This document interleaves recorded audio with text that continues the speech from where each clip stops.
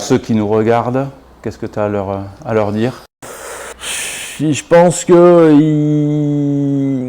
il faut prendre la mesure aujourd'hui du marché existant dans la boîte automatique, du nombre de voitures qui sont en boîte automatique aujourd'hui, et que toutes les voitures qui arrivent sur le marché sont beaucoup plus en boîte automatique. Il y a un marché qui s'est retourné quand même. Ouais. On parlait d'une boîte automatique il y a 20 ans, personne n'en voulait. C'était mou, c'était chiant. Ah non, moi je veux vraiment conduire.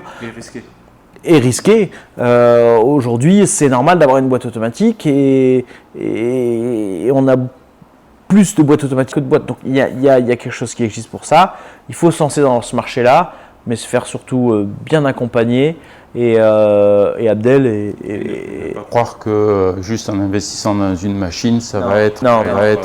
C'est pas une machine. Nous qui sommes des techniciens quand même dans l'âme, c'est pas juste avec une machine qu'on aurait pu répondre à tous les problèmes techniques auxquels on a répondu aujourd'hui si tu n'avais pas été là. Donc, les tutos YouTube, etc.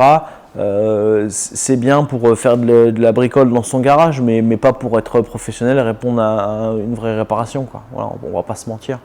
Donc non, je pense que... Pour résumer, moi, ce que j'ai l'habitude de dire, entretenir les boîtes auto, c'est bien, pouvoir les réparer, c'est mieux. C'est comme un moteur qui est en panne, on va pas ça va avec. Enfin, pour moi, ça va avec.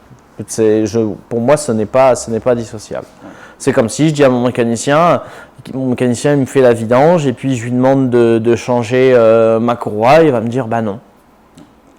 C'est pas logique. Voilà. Tu parlais de satisfaction client, apporter une vraie solution complète de A à Z, que ce soit sur un moteur ou sur une boîte, c'est indispensable. C'est indispensable. Voilà. Bon, super. Super.